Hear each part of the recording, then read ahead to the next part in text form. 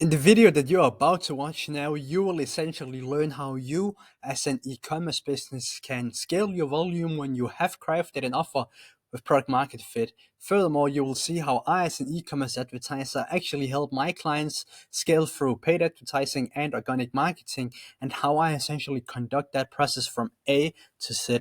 In this snapshot of my master thesis, you will see how I craft angles that actually resonate with our target audience and gives us a better CPM price. You will furthermore also see how I set up the ad accounts that I have, plus optimize the ad accounts that I have based on two internal SOPs, which is diversification and iteration with concrete client examples. And lastly, you will also learn how you can use and how I use organic marketing to cost efficiently expand my customers' funnels so we can scale our advertising budgets aggressively on paid social without our CPAs and customer acquisition costs suddenly start to rise. All in all, this is the ultimate guide that you need if you are serious about scaling your offers in 2025. And as I said, this is only a snapshot of my master thesis. If you like this video, I will essentially make sure to link my master thesis in the description so you can watch that after having completed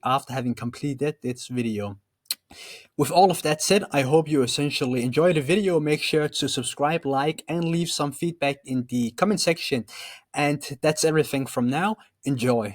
Part number 3 of this thesis is all about how you scale volume.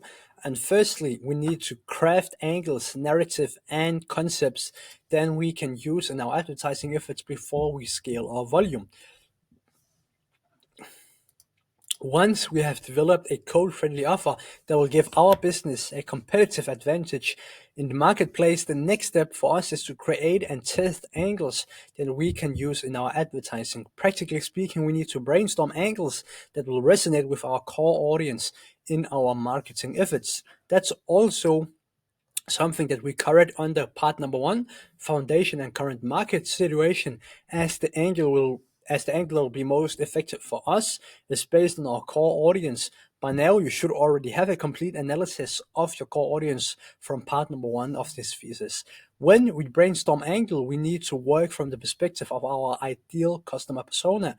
We have to try and put ourselves in their shoes and understand how they see the world emotionally, which is really important. And if you do this, you will also see that your angles have a higher hit rate compared to if you didn't do it.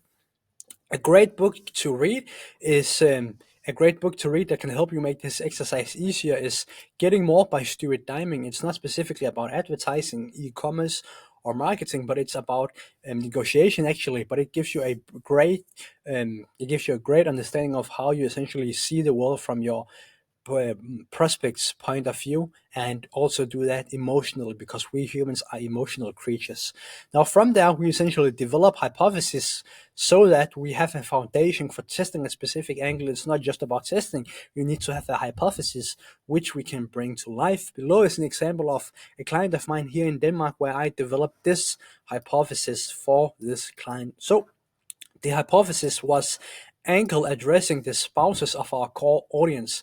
If we have an angle that directly addresses the specific issues of our core audience spouses based on thorough market research, then we will achieve a convertible marketing angle that works at scale whilst also attracting a completely new market segment to our store and expanding our customer database.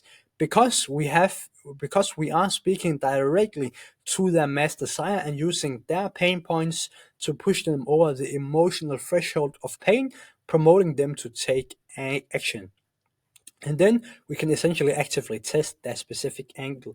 A essential thing to remember is to consider the level of awareness that you craft your angles for, to essentially have an understanding of which level that your angle is suited for. Also to understand how big is my total addressable market for this specific angle. In this case, we tapped into a audience that wasn't leveraged at all. So it's a huge total addressable market and something that worked for us. But you have to understand how big of a market segment that your angle is appealing to, and then the level of sophistication. How skeptical are the target audience in that segment that you are appealing to? for your specific store before you essentially test an angle. This will help you understand whether the angle is scalable and have a relatively large TAM, and whether it resonates with your target audience level of skepticism. It's crucial for determining whether your angle will work and remain sustainable over the period of 6 months, 12 months, 18 months, whatever. Additionally, we must actively consider whether our angle slash narrative in our marketing will resonate with our target audience. If narrative behind our angle resonates with our audience, we as advertiser will have an extremely easy time to scale.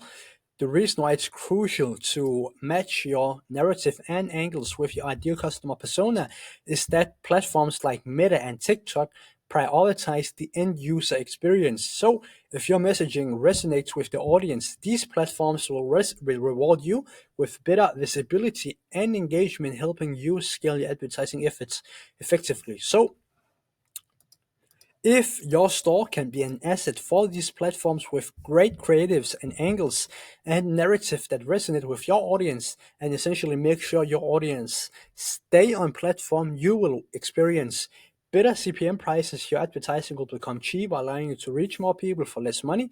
Better placement on the news feed. Your ad appears higher up the newsfeed, as an example, as the second ad the potential customer sees, rather after getting buried after a 30-minute doom scroll. And thirdly, stronger KPIs and better return. You will see improved KPIs on your key metrics and overall better return on investment. That's also why I'm not a fan of cost caps and bid caps, because as advertisers, you force the algorithm to give you a specific results with which doesn't prioritize the end user experience. And that's also why these tricks aren't ideal for you as an e-commerce store owner that wants to build a sustainable and long-term setup, which is the goal for any serious e-commerce business. That's also why one of the worst things you can do in your advertising is to have poor offers, poor creatives, and use cost caps, then blame Meta as an example for a poor performance. An advertising channel is simply a way for you as a brand to reach and distribute your products and get in front of your target audience. A great quote by Charlie Cheoner, founder of this Disruptor School, is: "A great business scales an ad account is not the other way around. Advertising amplifies your business." So when you're about to create the narrative, you need to essentially have that in mind. And also, something that you can do is use my free resources.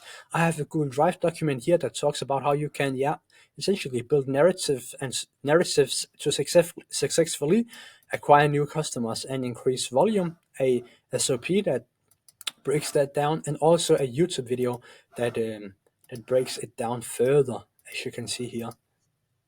A YouTube video explaining that specific narrative that you can essentially use. And you can also have a look at this AI prompt, which is now acting as a world-class direct response copywriter. I want you to write me 5 Facebook ad angles for X brand based on the customer research and the unique offer I've provided you.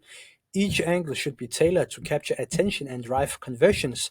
Additionally, the angles should be crafted specifically for an audience in X awareness stage and X level of sophistication, ensuring they resonate with where the audience currently stands in the customer journey. Furthermore, remember, there is no such thing as one size fits all in this step.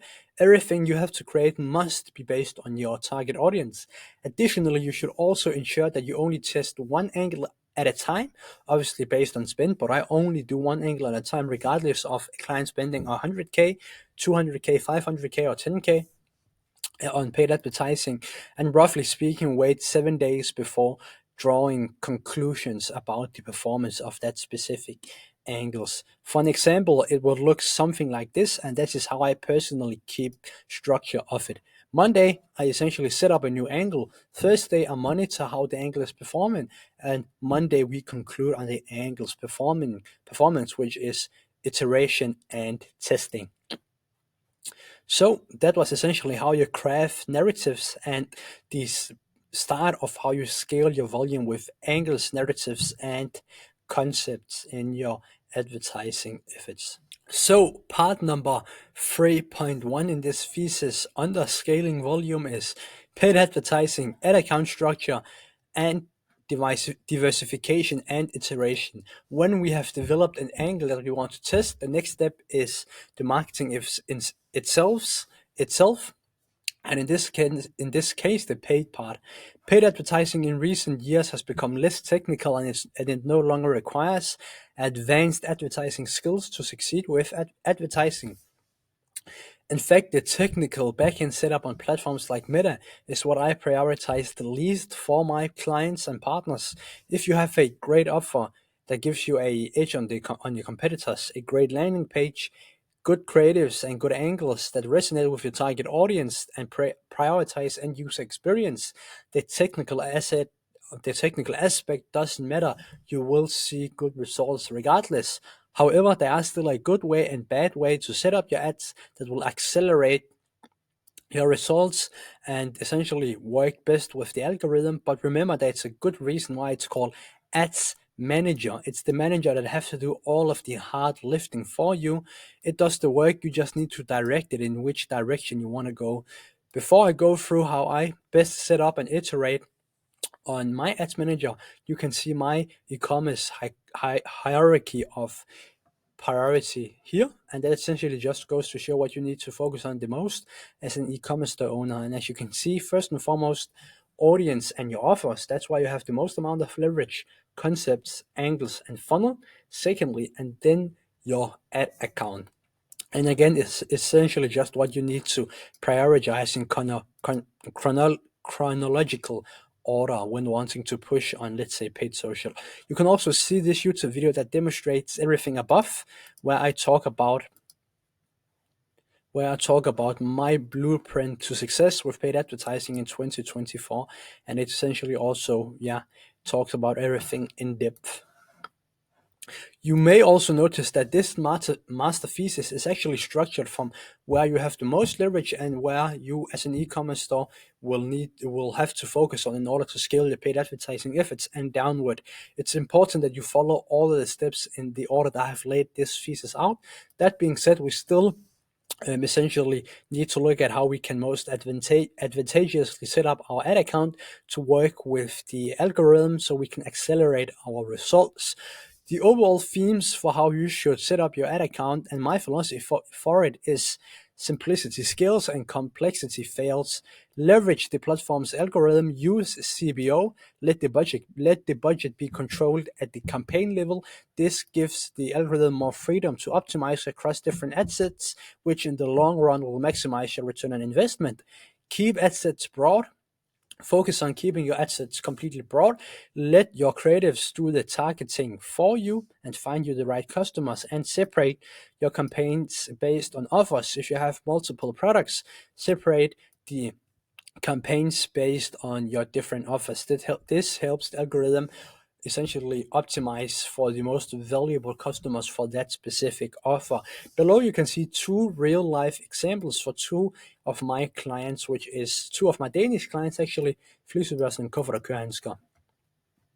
If I zoom in, you can see this is actually an ad account for Flisebørsen, which is a tile selling brand, and you can see we only have 3 campaigns, quite literally. We have a campaign for our product samples, we have our campaign for our showroom, and we have a campaign for our general high AOV offers. 3 simple campaigns, that it. And then you can see this is an ad set under the top of funnel campaign where we optimize for our high AOV offers, where we have 2 ad sets, fully broad, nothing is touched in there. Even though it sets bottom of funnel, we haven't optimized anything. We optimize based on the creatives and let the creatives do the targeting for us. So as an example, you can see that this is the ads we have under the bottom of funnel ad set, where you can see we have 3 active ads as of right now that all talks about our specific offers and is optimized for product aware people and a product aware audience. And the same thing with my client here, Kuffer og Kørehandsker. You can see we have 2 campaigns where under both of them, we actually have it completely broad. One of the campaigns is optimized after bottom of funnel with bottom of funnel creatives and static ads, where the second is optimized after top of funnel and top of funnel creatives and /top of funnel videos. and you can see this is the top of the funnel ad set that we use with only videos talking to a solution problem and unaware stage of our customer journey. So as illustrated in the client cases above, you can see how I use an oversimplified ad account structure universally across all of my partners, which aims to optimize the algorithm and accelerate our results. In addition, the above is a consolidated structure that ensures that you, as an advertiser, do not have to constantly pay attention to your ad account, but can instead spend your time on the tasks that will help you move the needle faster, such as understanding your audience, crafting offers and narratives, etc. Now, from setting up our ad account to essentially optimizing based on iteration and diversification. When you have set up your ad account, you essentially also need to know how you can optimize the overall ad account performance. And to optimize my ad accounts, I use two internal SOPs, which is optimization based on diversification and optimization based on iteration. Optimization based off diversification aims to help the individual advertiser become more aware of how we should angle our advertising efforts for optimal performance and understand which narratives, concepts, and angles work, whereas optimization based on iteration aims to make the individual advertiser more aware of how they can optimize ads that are already performing well. So if we look at optimization based off diversification, we use this SOP to analyze how we should angle our overall advertising. This means that you use this SOP when you want to conclude which angles, narratives, and essentially concepts meet your KPIs. Here is a great video to watch that is called The Most Important Metrics for Facebook Ads, the 4PI analysis by Professor Charlie T. But I also have my internal SOP that shows you how you can exactly do that, and I'm giving that away for essentially for free, that you can use going forward yourself. Now you can review the SOP, but here's also a live example so you can see how I essentially use it. But first and foremost, here are the metrics that I use in this internal SOP to optimize based on angles that is working and know when it's working or not. First and foremost, we look at the amount spent. Remember, we have CBO budget, so we look at where Meta or TikTok spend our budget. Then frequency, what is the overall frequency of the ad? Is it a top of funnel ad, bottom of funnel ad, or middle of funnel ad? Based on the frequency. CPM, is my target audience engaging with the ad? Is this an ad that essentially makes the user stay on platform and prioritize their experience? And lastly, CPA, does it meet my performance benchmark? And I have a live example here of a client of mine that I quickly wanted to show you. Now, this video is actually in Danish, so you're probably not going to understand it, but I'm just going to play 15-20 seconds of it. Kvinder, børn, svigermødre, jeg føler med jer, for det er juleaften lige om lidt, og det er totalt umuligt at købe gaver til sådan nogen som mig. En mand midt i livet, som har det surfboard, han gerne vil have, som allerede har det nyeste Apple Watch, som altid køber... So just a simple creative, as you can see here, and this is a perfect example that shows you how you can essentially optimize based on diversification. So in this case, I saw Meta spend 85% of my budget on this video. The average frequency was 1.05, which is top of the funnel ad, and you have to break down your frequency per day. That is important. It reached my CPM index where I took the average across the entire ad account and used that. And then my CPA was 57 kroner, Danish kroner, with an AOV of 412 Danish kroner, which is a ROAS of 5.36. So based on this ad, I have learned how to best angle my advertising and how I can take those learnings to iterate based on my SOP, which is called optimization based on iteration. But you can now see that this angle here was a winning angle, and I can now, play around with it and do lots of different iterations to optimize it even further. But I think you also can ask yourself is, when X initiative / angle / ad is live, can I notice a real difference in the backend? If yes, obviously it means this angle is performing well, and in this case, I could essentially see a real difference with this angle. Then we have optimization based on iteration, and that's essentially just where we analyze what is already working greatly and amazingly and see how we can optimize that. So this SOP means that you can use it, or you have to use it when you have confirmed an angle in your advertising that works and you want to iterate on it. And these are essentially the metrics that I use. First and foremost, hook rate. Is it capturing attention, and is the thumb stop good? Hold rate, where do people fall off? CTR, how good is my ad messaging to generate clicks to my product page? Average video time, and that's obviously relative, but you can take an index of your ad account. And conversion rate, how well is the ad slash offer combination working? And if we take the same creatives and look at the metrics, you can see we had a hook rate of 53%, which is extremely good. And obviously it's because the visual hook of him sitting down, and also what he says in the first second of the video. Then the hold rate of the ad, where we could see, and this is just breaking. I have just taken the example of who saw the ad to its end, and that's only about 3%. So that's not great. It's a long ad, but that's something I can iterate on. CTR, that's pretty stable of 1.7. Average video playtime 11 seconds. It's not so great, and a conversion rate of almost 8.5, which is absolutely amazing. So now I can make another hypothesis, which is improving an already great ad. So a hypothesis could be, if we shorten this ad from 1 minute to 1 minute to 40 seconds and keep all parameters in the ad the same, then we will achieve better performance and have a higher volume of orders, because because we lose a large proportion of people during to the length of the video, where we can see that the majority of the people who watch the video to its end up placing an order.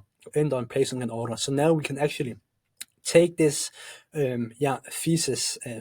this hypothesis and bring it to life.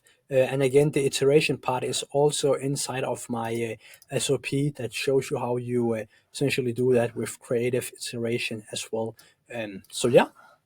That's essentially how you set up your ad account, and how you essentially how you set up your ad account, and how you see what's working in terms of overall angles and structures, and how you iterate on already good performing angles. Now we have part number 3.1, which is also under scaling volume, where we are going to talk about organic marketing, which is a cost-efficient way to expand your funnel. Most e-commerce owners focus on paid advertising and overlook how important organic marketing is for rapidly growing through paid advertising. Organic marketing is an essential part of our advertising efforts, helping to grow our funnel in a cost-efficient way and create positive associations with our brand. Often, e-commerce companies that hit a plateau at a certain level of spend and can't move forward look at their performance marketing efforts, which is understandable. However, the problem is really that they haven't expanded their funnel enough. Take my friend again, Henrik Grebold from Kør. He owns a YouTube channel, as you can see here. He owns this YouTube channel where he generates a brick ton of traffic that essentially also helps our pixel, but also creates positive associations with his brand through organic videos. And this generates traffic and expands our funnel for free, which helps us enormously with our paid advertising efforts. Now, I know it's not a great example because it's quite extreme to have a YouTube channel as an e-commerce founder. But if you are the founder of an e-commerce store and you don't use organic marketing such as Reels, or just post organically on Instagram, TikTok, whatever the platform might be, obviously suitable for your brand, you are in general making your life a lot harder than it has to be. Because one thing that I help my partners with is look at how we can create a system and strategy to expand our funnel through organic marketing, create positive associations with our brand, and therefore scale our paid advertising through the positive association we have created. Without this step, you simply won't be able to scale, because increasing ad spend on your ad channels will simply not help you here. And it also gives you a full funnel approach instead of having to rely on performance marketing efforts. Another example is a former client of mine, Anissa Hijab Fashion. whom I helped create an organic strategy using creators on TikTok via gifting, which you can see here worked wonders for us. It helped our brand expand our funnel almost for free, and then it also helped our paid advertising efforts to scale because we have an underlying organic strategy to essentially help us do that. And that did not only result in hardcore conversions back end, but it also created positive associations supporting our paid funnel and diversified the brand's traffic sources and overall risk of the company, making it a company of a higher valuation because you haven't tied all of your efforts onto one or two channels, as an example. Now, it worked for us because these creatives provided inspiration, resonated with our target audience, and hit the consumer in the state of mind that you are in when you scroll TikTok, which is to get inspired. And then we could also test organically on some creatives and then use TikTok Spark ads to put spend behind winning creatives, which is called whitelisting, giving us a higher hit rate on our ads because we can test organically, spend less money on testing, and essentially increase our overall return. Now, essentially giving insights into how the organic strategy could accelerate giving this insight into how this organic strategy could accelerate paid marketing for this client of mine, you essentially also have to start as an e-commerce owner that wants to really ramp up your paid acquisition to focus on your organic marketing efforts. And the great thing about it is that organic marketing is owned media, which is an asset that you own,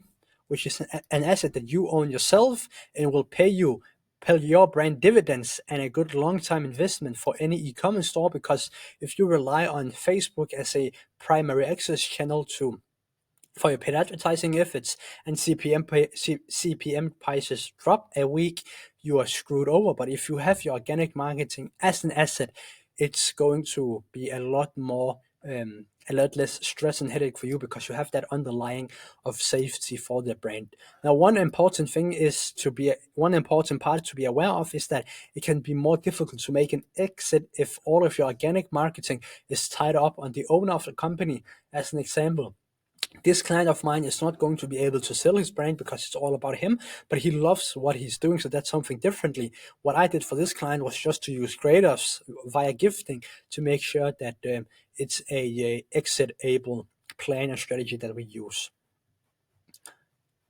So that's essentially organic strategy, and a overlooked part, in my opinion, that every e-commerce store that is serious about scaling needs to implement.